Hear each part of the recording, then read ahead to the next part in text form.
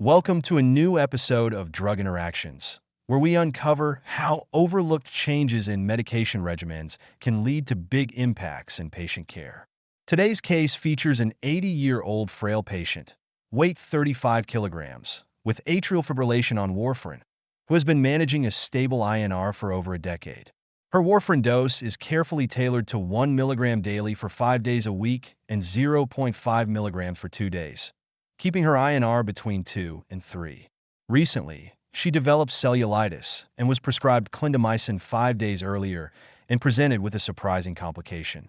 During her clindamycin course, the patient's INR shot up to dangerous levels, 7.8, and in a previous episode, it had reached 5.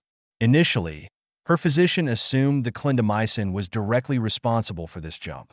However, a sharp-eyed clinical pharmacist took a closer look and discovered the real issue. Lansoprazole, a PPI the patient was taking chronically at a dose of 30 milligrams daily along with warfarin with no issues. Here's where it gets interesting. The patient had been using triple lansoprazole dose, from once daily to 3 times daily, to alleviate the discomfort of esophageal irritation from clindamycin. What's often overlooked is how PPIs, particularly lansoprazole, can interact with warfarin by inhibiting the enzyme pathways that metabolize the drug. Specifically, lansoprazole inhibits CYP2C19 and, to a lesser extent, CYP3A4, increasing the exposure to the R isomer of warfarin and amplifying its anticoagulant effect. This interaction led to a significant increase in the patient's INR, creating a dangerous situation that could have been avoided with better dose management. First, increasing the dose of an inhibitor like lansoprazole can lead to a substantial rise in substrate exposure. In this case, warfarin, putting the patient at serious risk. Second, careful medication history and attention to compliance are crucial in managing such complex interactions.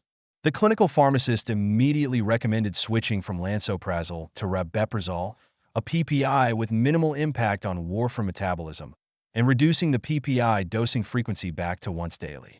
This case serves as an important reminder that PPIs, often considered supportive care, can have significant drug interactions. Regularly monitoring patient compliance and dose adjustments is key to safe and effective treatment. By making these changes and holding off on warfarin until the INR returned to therapeutic range, the patient's risk was minimized and warfarin therapy could safely resume with close monitoring. This case shows how unintentional and undocumented dose changes of an interacting drug can significantly alter the exposure of another. Particularly, inhibitor dose increase would result in significant increase in substrate exposure. If you found this case insightful, feel free to share it with your colleagues.